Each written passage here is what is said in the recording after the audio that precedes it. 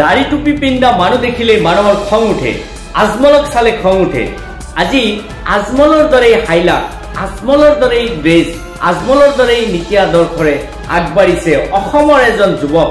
আৰু সেই যুৱকজন কেনেকৈ আগবাঢ়ি আছে আৰু জিৰোৰ পৰা কেনেকৈ হিৰোলৈ পৰিণত হৈছে সেয়া মই আপোনালোকক কম। আজিৰ ভিডিঅ'টোৰ জৰিয়তে আপোনাৰ জীৱনটো পৰিৱৰ্তন হোৱাৰ সম্ভাৱনা আছে। আজিৰ ভিডিঅ'টো সম্পূৰ্ণৰূপে যদি কোনোবাই গুৰুত্ব সহকাৰে চায় তেতিয়াহ'লে হয়তো সি জিৰোৰ পৰা হিৰো হোৱাৰ সম্ভাৱনা আছে। বিশেষকৈ ডেকা চামৰ কাৰণে আজিৰ ভিডিঅ'টো খুবেই ইম্পৰ্টেণ্ট, খুবেই দৰকাৰী। আপোনালোকে সম্পূৰ্ণ ভিডিঅ'টো চাব।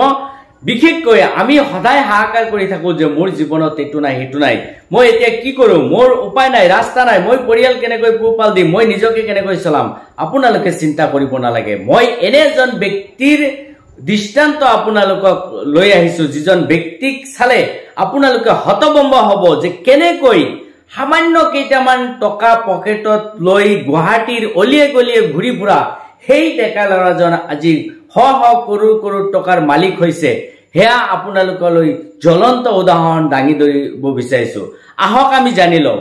So it is the people's university, কাৰণ মই তো 85 रुपीस লৈ আহিছো, তাৰ কাৰণে মই মোৰ ইউনিভাৰ্চিটি ক'ব নোৱাৰো। আজি মোৰ স্ক্ৰীনত যিজন ব্যক্তিক দেখা পাইছে এইজন ব্যক্তি হৈছে মাহবুবুল ইছলাম। হয়তো আমি টুপি দাড়ি এইবিলাক থাকিলে আমি নিন্দাৰ চকুৰে চাওঁ, আমি বেয়া দৃষ্টিৰে চাওঁ। আমি বিশেষকৈ টুপি পিন্ধা মানুহ বা দাড়ি ৰখা মানুহবিলাকক বিভিন্ন দৰে সমালোচনা কৰোঁ, তেওঁলোকৰ অজ্ঞানতাৰ কথা আমি প্ৰচাৰ কৰি থাকো। কিন্তু এই দাড়ি থকা বা টুপি থকা মানুহজন এনেকুৱা এজন ব্যক্তি যি ভাৰতবৰ্ষৰ ভিতৰত বৰ্তমান শীৰ্ষ স্থানত আছে।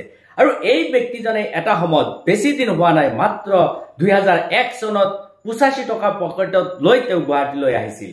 আৰু সেই 85 টকাৰ ওপৰত ভিত্তি কৰি আজি সি শ শ কৰোৰ টকাৰ প্ৰপাৰ্টিৰ মালিক হৈছে। আৰু বিশেষকৈ কেৱল মালিকে হোৱা নাই, তেওঁ নৰ্থ ইষ্টৰ ভিতৰত এটা সন্মানীয় আসনত বহি আছে। আৰু এইজনে হৈছে ইষ্টামৰ আচাৰ্য মাহবুবুল ইছলাম। আৰু এই মাহবুবুল ইছলাম বেলেগ কাণ্ট্ৰিৰ পৰা অহা নাই। এই মাহবুবুল ইছলাম আমাৰ অসমৰে এজন যুৱক আৰু এওঁৰ ঘৰ হৈছে কৰিমগঞ্জ।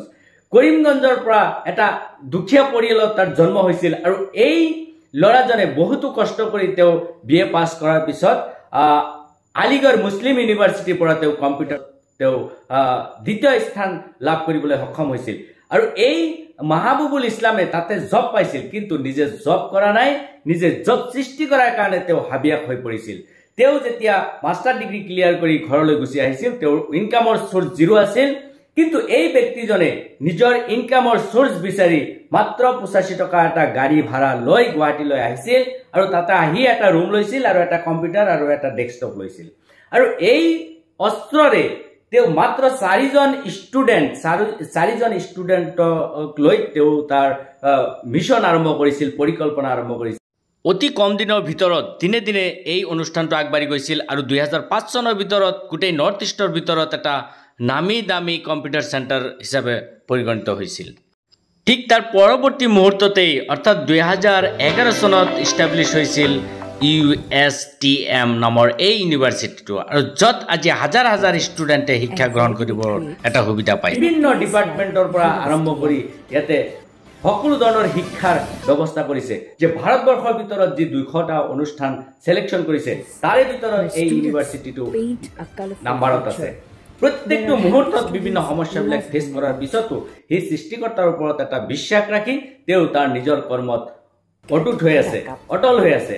আৰু যাৰ বাবে সেই দিনে দিনে প্ৰগ্ৰেছৰ ফালে আগবাঢ়ি গৈছে। এয়া অতিকৈ আচৰিত যে নৰ্থ ইষ্টৰ ভিতৰত তাৰ যিটো ইউনিভাৰ্চিটি ইউষ্টাম, এইটো 1 নম্বৰ পজিশ্যনত ৰৈ আছে। এই ব্যক্তিজন যদিও আজি দাড়ি টুপি পিন্ধা, কিন্তু তাৰ যি কোৱালিটি, তাৰ যি থিংকিং, তাৰ যি চিন্তাধাৰা, সেই চিন্তাধাৰাৰ দ্বাৰা আজি হাজাৰ হাজাৰ ষ্টুডেণ্ট শিক্ষিত কৰি তেওঁ সমাজখনক আলোকিত কৰিবলৈ সক্ষম হৈছে।